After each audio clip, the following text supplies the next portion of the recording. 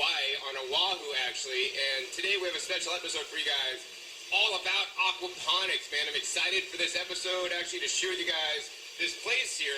Actually, in this place, we have another exciting episode for you, and we're here. This is a store that specializes in aquaponics, all the different parts you'll need for aquaponics, the plants, the fish, the different, tubs, bins, totes, everything you need to do an aquaponics system in your home so that you can start growing your own food today.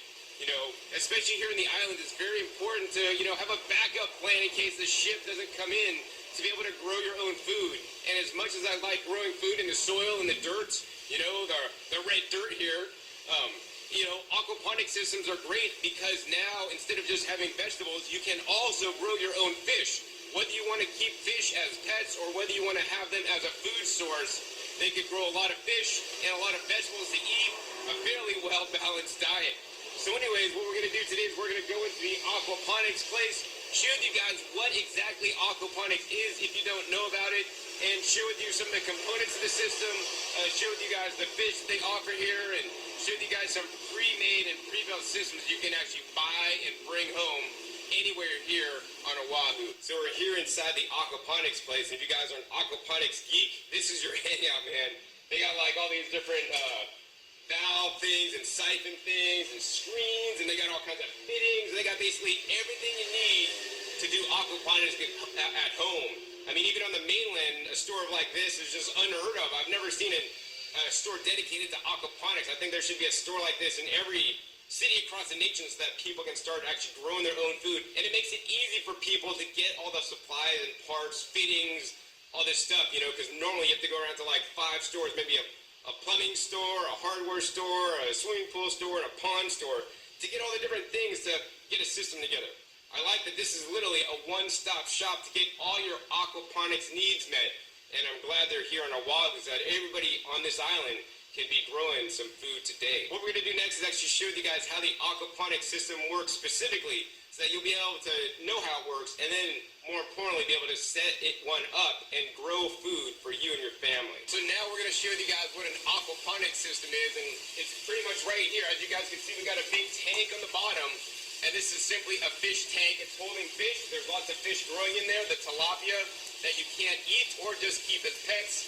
And then what happens is the fish are living in the fish tank and they're getting fed with the fish food, which is the only input in this system. The fish eat the fish food, and then guess what? They create waste, much like us, right? The fish make the pee and the poop, and then that basically gets in the water, and then what they do is they take the water and they pump it up into this top bed. And in this top bed, they pump the water up, and then the water filters through this rock here, the cinder, and it basically filters down and then goes back in and then comes back out and the tank there. You can see a little where it's spraying out. And what the plants do is the plants actually filter the fish pee and poop and put it back into the water. So that's the simplified version. We're going to talk about in a little while the more complex version and how this system and why this system really works. It's actually there's one big linchpin that many people may not be aware about in an aquaponic system that we'll cover in just a little bit. So next we're going to show you guys some of the different edibles that you can grow in an aquaponic system to feed you and your family.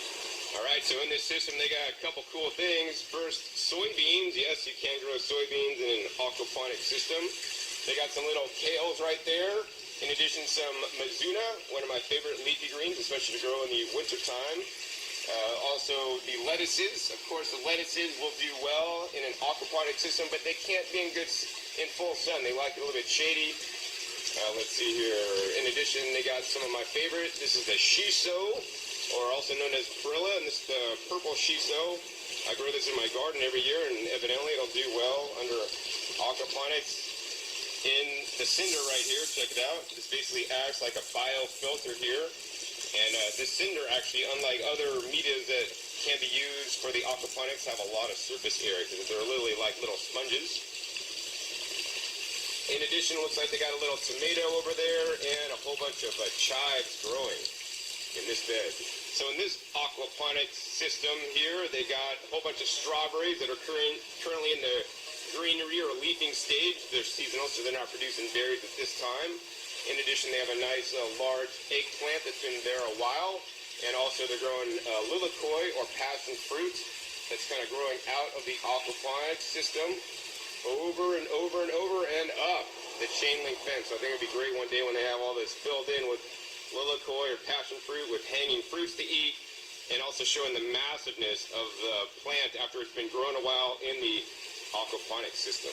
Other plants that can be grown in aquaponics are something like this. The basil looks like it's doing quite well. They also have some parsley here.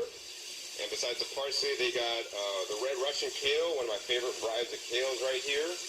In addition, they got the green Malabar spinach. So I like the purple Malabar spinach, but they got the green Malabar spinach. So it was planted maybe about a month ago. It's doing really excellent. This is definitely one of my picks for what I would grow in the aquaponic system, because the Malabar spinach is what's called a perennial edible vegetable. You know, some vegetables and some plants actually go through their life cycle, like the lettuce or like the kales. But with this guy, this will continue to grow and keep putting on food for you, so you can eat day after day, year after year, without having to, you know, continually replant like you do with the lettuce. Over next things like more basil. And look at this. This basil's been growing here a while, and this basil straight up has like woody stems on it. It's quite old, doing quite well, although it looks like it does have some scale on there that they may want to do something with. But doing quite well, and nice and tall there. In addition, they got the callow or the taro here, which is also grown in the aquaponic system. In addition, they got a few beets over there and some rosemary. And one of my favorite things to grow in Hawaii for sure is this guy right here. This is the okra. Look at those little babies, man. Fresh okra. Okra is absolutely delicious, and I love eating them, especially when they're young babies. So over to this bed, a few more things they are growing. Things like celery right here. Definitely looking really nice and vibrant here.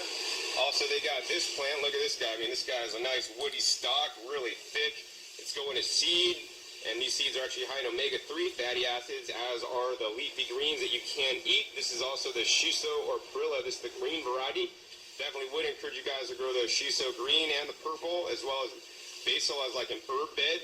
But also, don't forget to grow your leafy greens. So here's some collard greens here. The Georgia Southern collards here in Hawaii if I was growing them. And let's see here. Oh, here's a nice large parsley plant. Looks super delicious. Looks like it's growing quite well. So you guys just saw some of the different leafy greens and edibles that you can grow in an aquaponic system. And I always want to encourage you guys to, try and grow different things and experiment, because that's what this is all about, to see what you can get away with. Of course, some plants are going to do better than others, and of course that depends on, how big your system is, how well it's draining or not draining, which we'll talk about in a little bit. Also, how much sun you're getting or how much sun you're not getting. Very important factors to consider when selecting the different vegetables and herbs to grow in your system. Now, besides just the leafy greens, and you guys know that I'm all about my leafy greens, my show's called Growing Your Greens, and I want to encourage you guys to eat like 2 pounds of leafy greens a day. They are one of the healthiest foods on the planet, the most nutrition with the least amount of calories. As you guys know, standard American food, fast food, junk food is very high in calories with low nutrition. The greens are very high in nutrition. Another thing that's actually very good in nutrition for the calories specifically and for the protein are the fish here. So whether you want to grow your fish and eat them, or whether you want to have them as pets, you can definitely do that in the aquaponic system in just about 10 months on average, and it depends on the size of your tank and how much you're feeding them and whatnot. Your fish, the tilapia here, will grow into full size so you can catch them and eat them. I think for fun, we're going to go ahead and go fishing, see if I can catch a fish here. I think you got to be pretty quick if you're getting these suckers. Not that quick. All right, try number 2. Let's see if we can do it. I got a strategy this time. I'm going to corner him against the wall.